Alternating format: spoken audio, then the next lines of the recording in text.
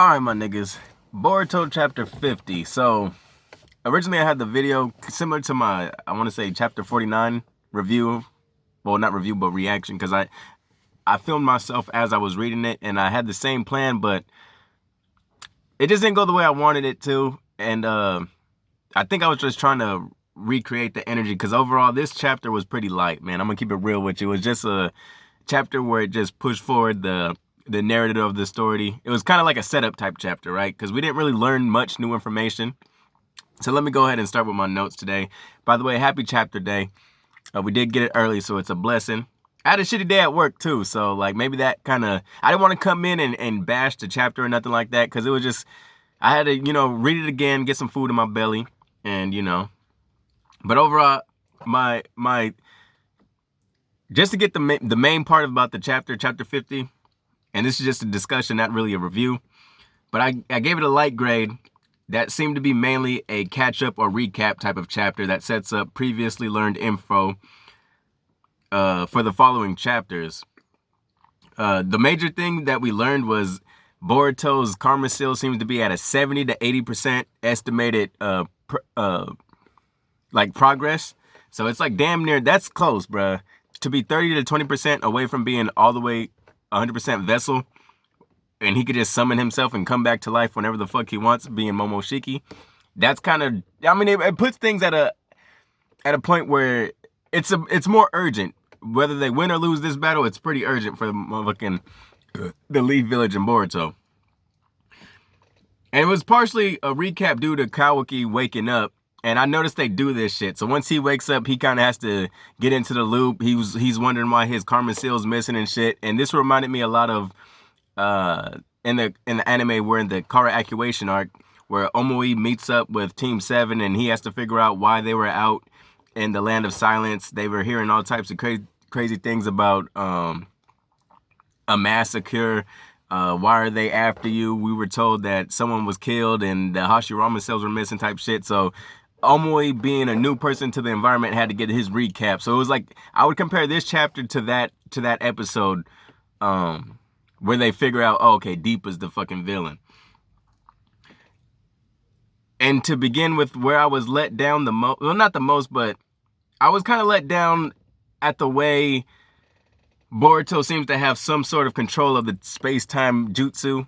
And I'm pretty sure in the anime, we're going to see him train a little bit more in depth. Because the manga, I mean, it's pretty simple. It's kind of like all action. It's like, I would consider the manga to be like the highlights of the Boruto story. I would say, arguably speaking, the manga, not the manga, but the anime is really the complete story.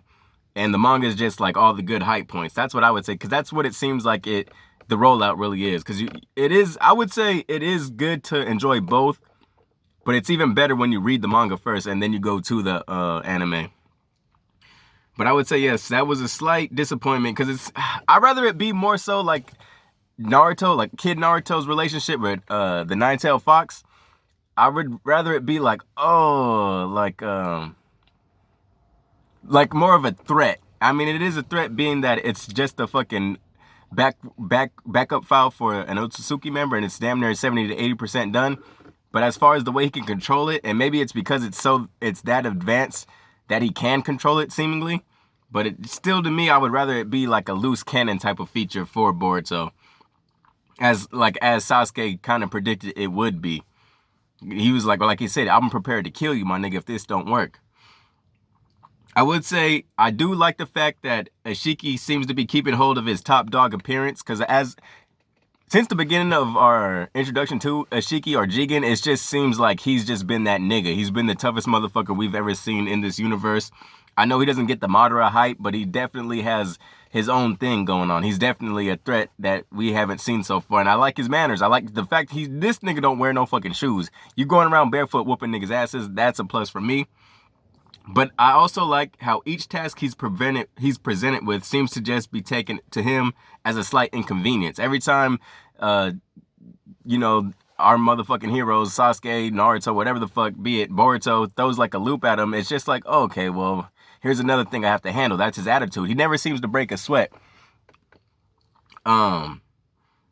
And also, it seems like he chooses his moments where he wants to ramp up his power. So it's like he like similar like to Deepa, right? When in Deepa we see, and I know he's just anime only, but in Deepa we kind of see him go from playing around to okay, let me get serious. Let me start whooping niggas' asses. Like he turns it on and off.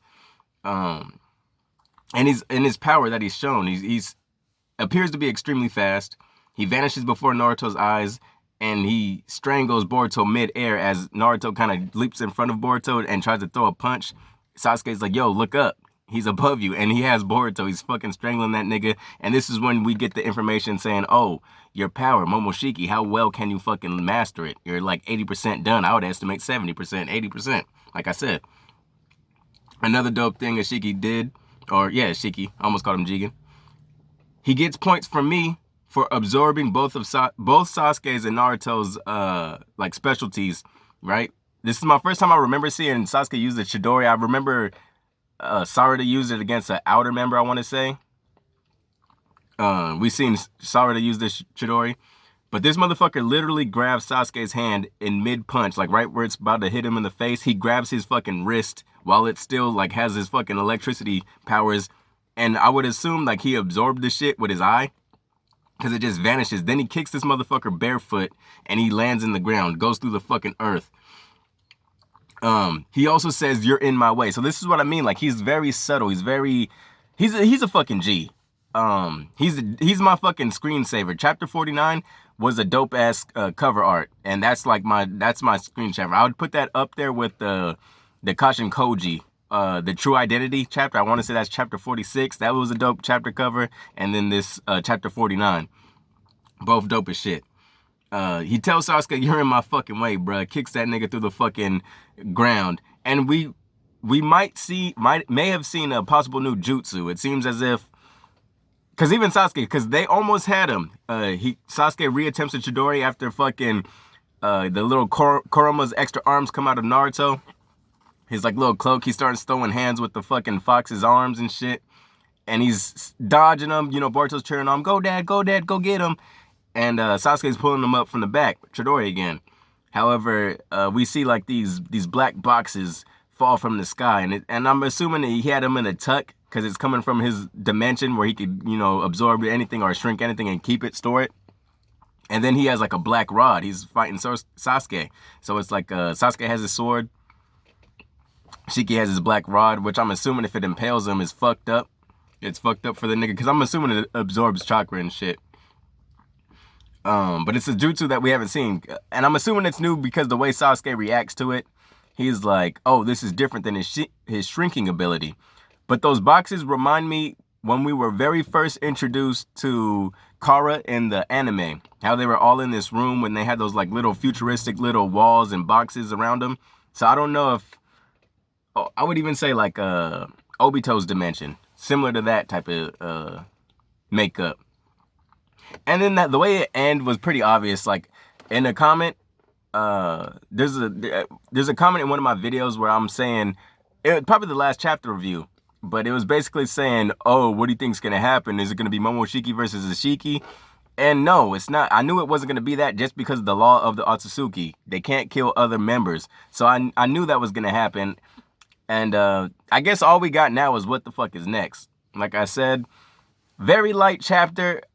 I'm glad, like I'm thankful that I got to read some shit. But I'm still looking forward to the next chapter. I think the last chapter had me very, very hyped.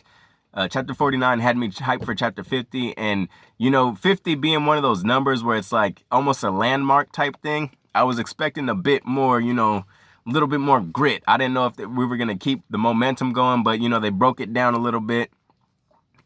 Kawaki woke the fuck up. He has his karma seal. And who knows, man? Who knows? Maybe Kawaki, because I had this theory that maybe Kawaki was a clone, but I think it's going to be a sacrifice thing. He's going to probably put himself in a position to where he says, you know what, I'll go with you guys, just leave the fucking village alone. And he's back on that side, you know, whatever the fuck happens, who knows. It's just weird because who's talking to Boruto at the very beginning of the intro to this whole anime, this whole fucking manga series? Is that Ishiki's voice talking to this motherfucker? where he says, I sent that nigga Naruto to heaven, or wherever the fuck he sent Naruto to. But I will leave y'all with that. Like I said, bruh, light chapter. Thankful to have it. The anime gotta put some work in, bruh, because I'm tired of seeing this bitch ass nigga Deepa. Like, Deepa's cool, but like, let's see some fucking hands. I want, like, move us towards move us to the out arc, my nigga. We just want to see niggas throw hands. Because there's a lot of shit in the manga that I'm waiting to see animated. And a lot of this fight too. Like, a lot of this fight was kind of just, okay, they're fighting, but I want to see this shit animated. I'm ready for that.